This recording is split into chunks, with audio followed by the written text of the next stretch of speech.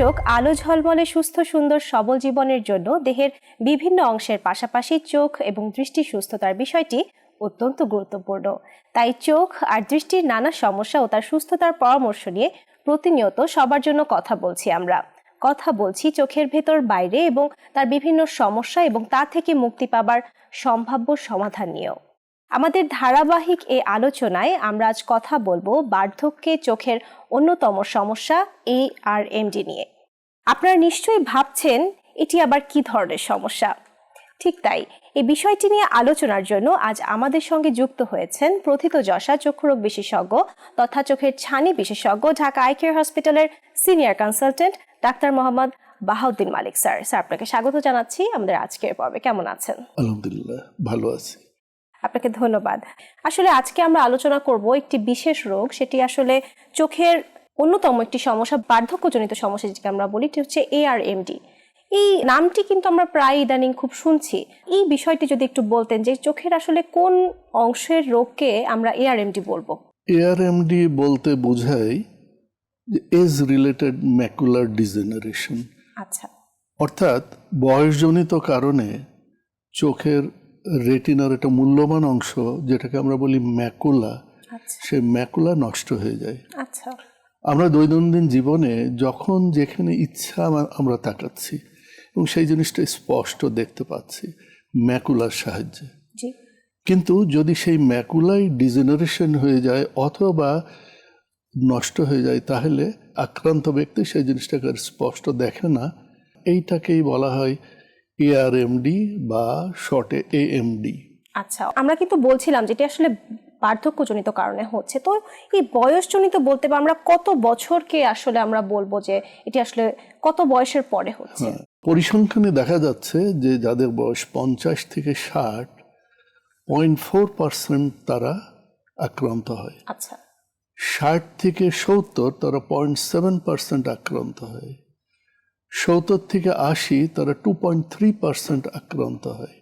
80 বা তার উপরে গেলে 12% পর্যন্ত দেখা যাচ্ছে। অর্থাৎ এটি বয়সের সাথে সাথে এটি বাড়ছে এবং 50-এর পর থেকে এটি আসলে শুরু এখন তো হচ্ছে। এই বর্তমান বিশ্বে সাধারণ মানুষের গড় আয়ু তো আরো অনেকটা বেড়ে গিয়েছে।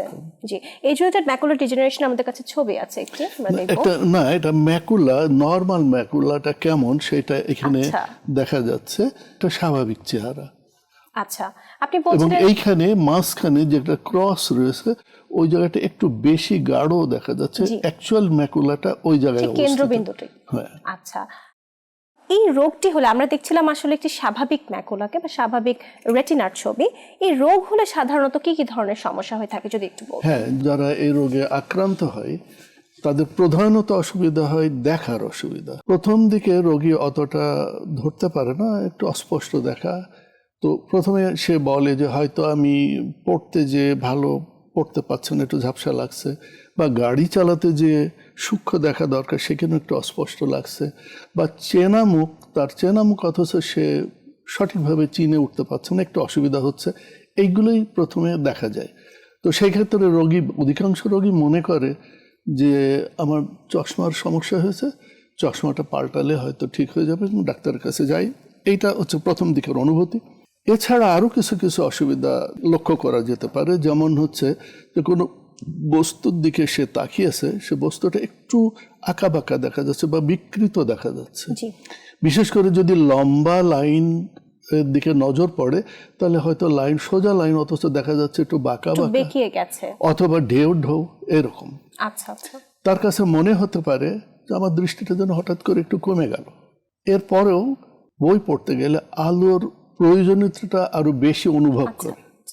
এছাড়া মৃদু আলোতে আগে যতটা অসুবিধা না হতো এখন কিন্তু তার কাছে বেশি অসুবিধা মনে হয়। এছাড়াও চোখের সামনে একটা কালো স্পট এসে হাজির হতে পারে। এছাড়া হতে পারে সেন্ট্রাল ভিশন ক্রমান্বয়ে অবনতি হতে পারে। সেন্ট্রাল ভিশন বলতে আমরা যখন যে জায়গাটায় তাকাই সেই জায়গাটা স্পষ্ট দেখি এবং তার চারিপাশে ওই যে স্পষ্ট দেখে যে জায়গায় তাকাই সেটাকে আমরা বলি সেন্ট্রাল ভিশন। এবং ওই জায়গাটায় তাকিয়ে থাকলেও তার আশেপাশে আমরা অনেক দূর দেখি কিন্তু সেটা অস্পষ্ট। এইটাকে বলা হয় পেরিফেরাল ভিশন।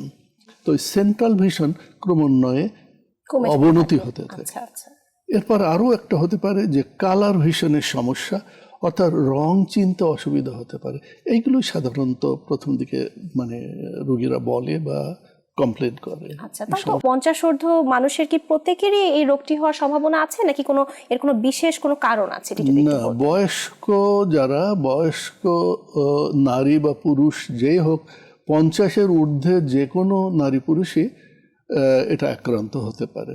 তার মধ্যে দেখা যায় যাদের পারিবারিক ইতিহাস আছে এরকমের, আচ্ছা। তাদের ক্ষেত্রটা বেশি হতে পারে। যারা ধূমপান করে তাদের বেশি হতে পারে। যাদের উচ্চ রক্তচাপ থাকে, বিশেষ করে পালস প্রেশারটা যাদের বেশি থাকে তাদের হতে পারে। যাদের কোলেস্টেরল বেশি আছে তাদের হতে পারে। যারা মোটা, শারীরিকভাবে মোটা গঠন, বিশেষ করে পুরুষ, তাদের হতে পারে। যারা তেল চর্বি খেতে বেশি পছন্দ করে তাদের হতে পারে। অর্থাৎ খাদ্যাভ্যাসটা যাদের ভালো না। ভালো না।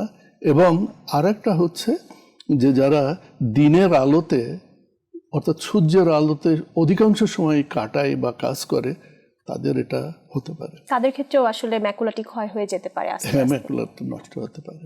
আচ্ছা, অর্থাৎ খুব সুন্দরভাবে যদি তার খাদ্যাভ্যাসটা উনি মেনটেন করে থাকেন বা একটু একটু হেলদি লাইফস্টাইল মেনটেন করে, তাহলে কিন্তু এই রোগ থেকে অনেকটাই আমরা আশা করা যায়। আচ্ছা, তো এই ধরনের খাদ্যাভ্যাস যাদের রয়েছে বা যারা একটু আনহেলদি লাইফস্টাইল লিড করছেন, তাদের ক্ষেত্রেই আসলে এই এআরএমডি হওয়ার চান্সটা অনেকটাই বেড়ে যায়, অনেকটাই বেশি হয়ে যায়।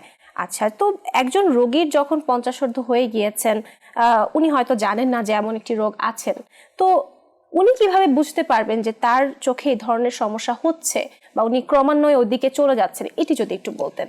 রোগীরা আসলে নিজেরা এ ব্যাপারে অনুভব করতে পারে না। তারা একটু বোঝে যে আমার চোখে কেমন অসুবিধা হয়েছে। তো এটা যদি সে চিকিৎসকের কাছে যায়, চিকিৎসক তখন তার সামগ্রিক পরীক্ষা নিরীক্ষা করে উনি বুঝতে পারেন যে এটা তার এআরএমডি হয়েছে। সেক্ষেত্রে উনি বেসিক পরীক্ষা ছাড়াও আরো কিছু নিশ্চিত হওয়ার জন্য আরো কিছু পরীক্ষার প্রয়োজন হয়। যেমন অ্যামসলার গ্রিড টেস্ট একটা আছে, সেটা কালার ফান্ডাস ফটোগ্রাফি, সেটা একটা ওসিটি, অপটিক্যাল কোয়ারেন্স টমোগ্রাফি, এটা।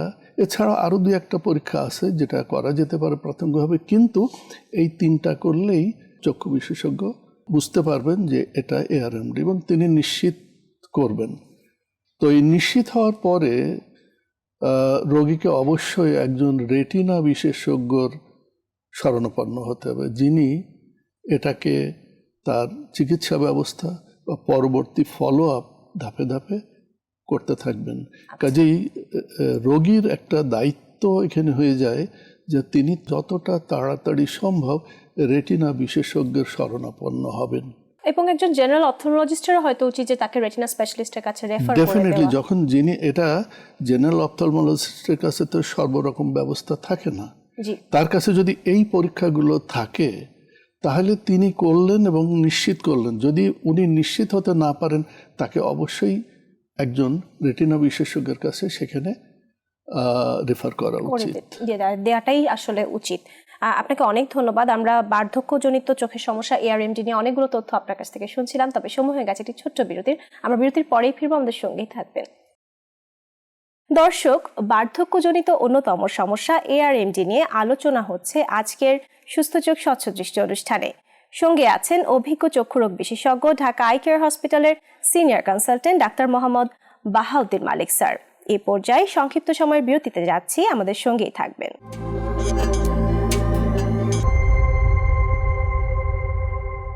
বিরতি শেষে ফিরে এলাম ঢাকা আই কেয়ার হসপিটাল নিবেদিত সুস্থ চোখ স্বচ্ছ দৃষ্টি অনুষ্ঠানে। বার্ধক্যজনিত চোখের সমস্যা এআরএমডি নিয়ে আলোচনায় আমাদের সঙ্গে রয়েছেন ঢাকা আই কেয়ার হসপিটালের সিনিয়র কনসালটেন্ট, প্রথিতযশা চক্ষুরোগ বিশেষজ্ঞ ডাক্তার বাহাউদ্দিন মালিক স্যার। ফিরছি আলোচনায়। বিরতিতে যাবার আগে আসলে আপনি বলছিলেন যে কাদের এই রোগটি হতে পারে, এই রোগটি হলে আসলে কি কি করণীয়, একজন রেটিনা স্পেশালিস্টের ভূমিকাটা কি, আপনি বিভিন্ন বিষয় নিয়ে আসলে স্যার বলছিলেন। তো এই বিষয়টি নিয়ে অনেক আলোচনা করার জন্য আসলে জানতে ইচ্ছে করে যে এই রোগে আসলে আক্রান্ত হলে ধীরে ধীরে কি একজন রোগী অন্ধত্বের দিকে চলে যেতে পারেন? এটি যদি একটু বলতেন। আসলে এই রোগে পুরাপুরি মানুষ কিন্তু অন্ধ হয়ে যায় না। আচ্ছা, আগেই বললাম যে রেটিনার একটা অত্যন্ত মূল্যবান অংশ ম্যাকুলা বা ম্যাকুলার এরিয়াতে এটা এফেক্ট করে বা নষ্ট হতে থাকে। সেই জন্যে তার সেন্ট্রাল ভিশন যেহেতু নষ্ট হয়, সেই জন্য সামনে দেখতে গেলে, অর্থাৎ যেটা তিনি দেখতে চান, সবসময় একটা অস্পষ্টতা থাকে। কিন্তু এর পারিপার্শ্বিক দৃষ্টি, যেটা আমরা পেরিফেরাল ভিশন বলি, সেটা কিন্তু আনএফেক্টেড থাকে, সেটা কোনো সমস্যা হয় না। ফলে রোগী যখন, বিশেষ করে এআরএমডি রোগী যখন বিশেষ করে পড়াশোনা বা সূক্ষ্ম কোনো বস্তু, সূক্ষ্ম কোনো কিছু ভালো করে দেখতে চায়, তখন তার স্পষ্ট করে দেখতে না পারার অতৃপ্তিটা কিন্তু থেকেই যায়। এটা তাকে বহন করতে হয়। তার উপরে যদি চোখের কোন সামনে একটা কালো স্পট এসে হাজির হয়, তাহলে দৃষ্টিটা আরো বাধাপ্রাপ্ত হয়ে যায়। এখন মন্দের ভালো কথা হচ্ছে যে সারা বিশ্বে এআরএমডির যত রোগী আছে, তাদের 80 থেকে 90% হয় ড্রাই টাইপ। এই ড্রাই টাইপে সাধারণত অন্ধ হয় না। আর 10 থেকে 20% ওয়েট টাইপ হিসাবে আক্রান্ত হয় এবং তারা অন্ধ হয়ে যেতে পারে। অর্থাৎ ড্রাই টাইপটা একটু ভালো, ভালো মানে মন্দের ভালো। আমাদের কাছে ছবি আছে এই বিষয়ে। হ্যাঁ, এই যে উপরে যে লাইন, যে রোটা দেখা যাচ্ছে, এটা দেখেন যে আক্রান্ত হওয়ার ধরনটা কম। আপনারা বাহ্যিকভাবে সাধারণ মানুষ যেভাবে দেখছেন, এগুলো হচ্ছে ড্রাই টাইপ চেহারা। চোখের ভিতরে আগে ম্যাকুলাটা স্বাভাবিক ম্যাকুলা দেখেছেন, এখন কিন্তু অস্বাভাবিক চেহারা ম্যাকুলার এরিয়াতে। অন্য এরিয়া ভালো আছে, কিন্তু ম্যাকুলার এরিয়াতে নানা কিছু স্পট বা এটা সেটা দেখা যাচ্ছে। এইটা হচ্ছে যে ড্রাই টাইপ। নিচের রো যেটা দেখছেন, এটা কিন্তু ওয়েট টাইপ। ওয়েট টাইপে দেখেন অনেক ঘটনা ঘটেছে যে অনেক বেশি পরিমাণ, তারপর এখানে কিন্তু রক্তক্ষরণ হয়ে এরিয়াটাকে নষ্ট করে ফেলেছে। ওইখানে অনেক অনাকাঙ্ক্ষিত ব্লাড ভেসেল তৈরি হয়, যেটার শক্তি নাই, সেটা প্রপার টাইপের ব্লাড ভেসেল না, সেগুলো ভেঙে যেয়ে রক্তক্ষরণ হয়, সিক্রিশন হয়, ইত্যাদি অনেক কিছু দৃষ্টিটা একদম নষ্ট করে ফেলে। এটাতে দেখা যাচ্ছে সব দেখেন ম্যাকুলার আসল চেহারাটাকে ঘুরিয়ে অন্যরকম হয়ে গেছে। সেই জন্যে এই ড্রাই টাইপটাকে আমরা ভয় করি বা ভয় করা উচিত। আচ্ছা, এই যে এআরএমডি হচ্ছে, একজন রোগী আসলে কিভাবে এই রোগ থেকে মুক্তি পেতে পারে বা আমরা এই রোগটিকে আসলে প্রতিরোধ কিভাবে করতে পারি যদি বলতেন? আমরা মনে করি যাদের বয়স 50 পার হলো, তাদের তখন থেকেই সতর্ক থাকা উচিত।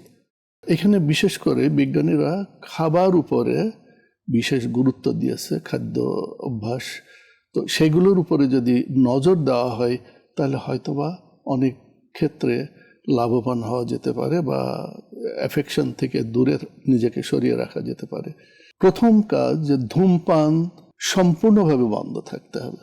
2 হচ্ছে যে উচ্চ আঁশযুক্ত ফলাদি বেশি খেতে হবে, যেমন পেয়ারা, পাকা আম, পাকা কাঁঠাল, পাকা টমেটো, তারপরে আমলকি, এগুলোতে আঁশ থাকে একটু কম। এগুলো বেশি খাওয়ার চেষ্টা এখন থেকেই করা উচিত। এবং এরপরে সবুজ রঙের সবজি, রঙিন সবজি বেশি খাওয়া দরকার, যেমন হচ্ছে যে সজনা, ডাঁটা শাক, ঢেঁড়স, অর্থাৎ সবুজ শাকসবজি এবং হলুদ ফলমূলের দিকে বেশি আসলে। এরপর ছাড়াও যেমন ডালের মধ্যে আছে মটর, ছোলা, মুগ, মসুরি, এগুলো বেশি পরিমাণ খাওয়া উচিত। এরপরে অ্যান্টিঅক্সিডেন্ট এবং ওমেগা 3 ফ্যাটি অ্যাসিড সমৃদ্ধ যে সমস্ত খাবার আছে, সেগুলো বেশি খেতে হবে। এছাড়া আজকাল বাজারে ওমেগা 3 ডিম পাওয়া যায়, এই জিনিসগুলোতে প্রচুর ওমেগা 3 ফ্যাটি অ্যাসিড থাকে। এছাড়া ডায়েটারি সাপ্লিমেন্ট যেমন ভিটামিন সি, ই, লিউটেইন, জিঙ্ক, কপার, এগুলো প্রতিনিয়ত খেতে হবে। এরপর যে ব্লাড প্রেশার, নিজের ওজন এবং ব্লাড প্রেশারটা যাতে কম থাকে, সেদিকে নিয়ন্ত্রিত থাকে, সেটা দিকে খেয়াল রাখতে হবে। বিশেষ করে তেল চর্বি জাতীয় খাবার, চিনি, এগুলোতে যতটা পারা যায় ততটা কমিয়ে ফেলতে হবে। বাইরে যারা কাজ করছেন, দীর্ঘ সময় যে রোদের মধ্যে আছেন, তাদেরকে অবশ্যই ইউভি প্রোটেক্টেড গ্লাস অথবা ন্যূনতম একটা সানগ্লাস ব্যবহার করতে হবে, তাহলে হয়তো ভালো থাকা যাবে।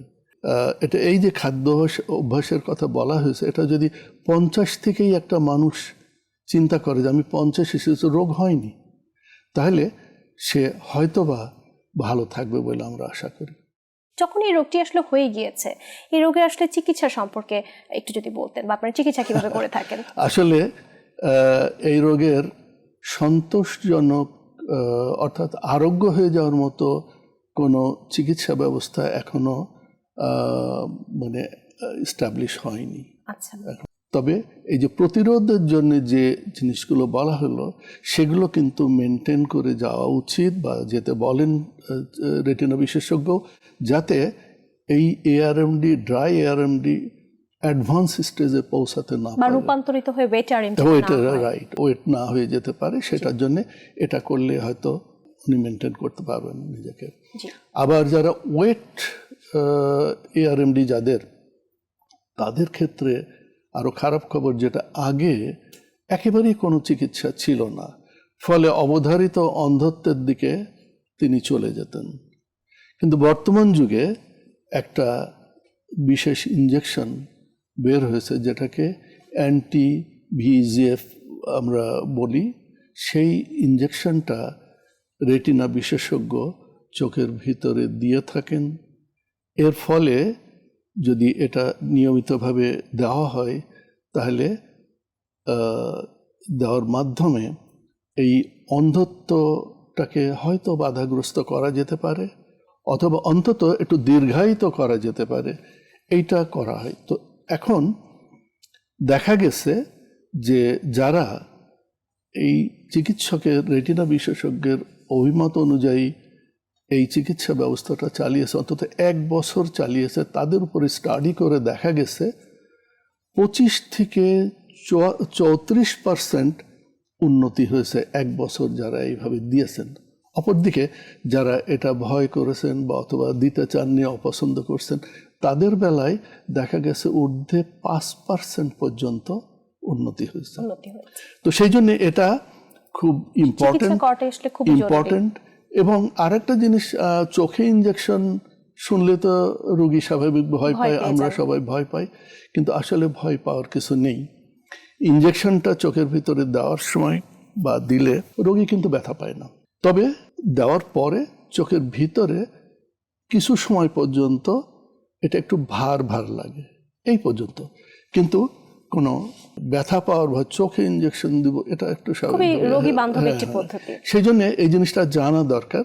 কিন্তু এইটা দিয়ে, এইটা যদি করা হয়, তাহলে তিনি ভালো থাকতে পারেন এবং আশা করা যায়। কারণ এই যে এগুলি স্টাডির থেকেই বলা যাচ্ছে যে 25 থেকে 34% পর্যন্ত এই 1 বছর যারা কন্টিনিউ করছে, এটা হ্যাঁ, একটা জিনিস হচ্ছে যে এটা একবারই না, এটা রিপিট করতে হতে পারে। সেটা রেটিনা বিশেষজ্ঞ এ বিষয়ে হচ্ছে যে বেস্ট জাজ, উনি দেখবেন, উনি পরীক্ষা করবেন এবং রোগীর অবস্থা অনুযায়ী উনি কিন্তু সিদ্ধান্ত দিবেন, এবং রোগীকে তার ডিসপোজালে থাকতে হবে, তার কথা শুনে কাজ করতে হবে, বা উনি যে সময় যখন যেভাবে ফলো আপ করতে বলবেন সেভাবে মেনে চলতে হবে। এছাড়াও আরও প্রয়োজন হতে পারে, যেগুলো বর্তমান বিশ্বে বের হয়েছে, যে প্রয়োজন বোধে হাই এনার্জি লেজার থেরাপি দেওয়া লাগতে পারে, বা ফটোডাইনামিক লেজার থেরাপি দেওয়া লাগতে পারে। এটা চিকিৎসক বুঝবেন, এবং চিকিৎসক যদি সেটা বলেন সেইভাবেই যাওয়া উচিত। অর্থাৎ অবধারিত অন্ধত্বের থেকে বাঁচানোর জন্যে অন্তত আজকের যুগে এই ব্যবস্থাগুলো হয়েছে, এবং আমরা লাকি যে এখন অন্তত মানুষকে বলা যাচ্ছে বা নিজেদের প্রস্তুতি এইভাবে রাখা সম্ভব হচ্ছে। তো সবশেষে আমি এটা বলবো যে যদি কারো এআরএমডি হয়ে থাকে, সেটা ড্রাই হোক বা ওয়েট হোক, সেটা কেউ রোগী বুঝতে পারবেন না, কিন্তু এটা নিশ্চিত হওয়ার সাথে সাথে অবশ্যই রেটিনা বিশেষজ্ঞের শরণাপন্ন হতে হবে এবং তার পরামর্শ অনুযায়ী একেবারে পয়েন্ট টু পয়েন্ট তার চিকিৎসা অনুযায়ী চলতে হবে, তাহলে আশা করা যায় ভালো থাকা সম্ভব হবে। আপনাকে অনেক ধন্যবাদ। আজকে বার্ধক্যজনিত চোখের সমস্যা ARMD নিয়ে আমরা অনেকগুলো তথ্য আপনার কাছ থেকে শুনছিলাম। আপনাকে অনেক ধন্যবাদ আমাকে সময় দেওয়ার জন্য। ধন্যবাদ আপনাকেও, এবং ধন্যবাদ RTV বা দর্শক শ্রোতা যারা আছেন তাদের সকলকেই আমি ধন্যবাদ জানাচ্ছি। দর্শক, সৃষ্টির অন্যতম বিষয় মানবদেহের প্রতিটি অর্গানেরই কিছু না কিছু গুরুত্বপূর্ণ কাজ রয়েছে। সে হিসেবে চোখের গুরুত্ব কিন্তু অপরিসীম। সুতরাং মহামূল্যবান দৃষ্টিশক্তিকে ঠিক রাখতে হলে চোখের সমস্যা এবং চিকিৎসাকে সমানভাবে গুরুত্ব দিতে হবে। সমস্যা দেখা দেওয়া মাত্রই একজন অভিজ্ঞ চিকিৎসকের শরণাপন্ন হতে হবে। আপনাদের এই প্রচেষ্টায় সার্বক্ষণিকভাবে আপনাদের সঙ্গে আছি ঢাকা আই কেয়ার হসপিটাল এবং সুস্থ চোখ স্বচ্ছ দৃষ্টি অনুষ্ঠান। তবে আজ বিদায় নেব। আসছে সপ্তাহে আবারও একজন বিশেষজ্ঞ চক্ষু চিকিৎসক এবং চোখের সুনির্দিষ্ট কিছু সমস্যা ও পরামর্শ নিয়ে হাজির হব। সে পর্যন্ত আপনার চোখ সুস্থ রাখুন, দৃষ্টি স্বচ্ছ রাখুন। সবার জন্য শুভকামনা।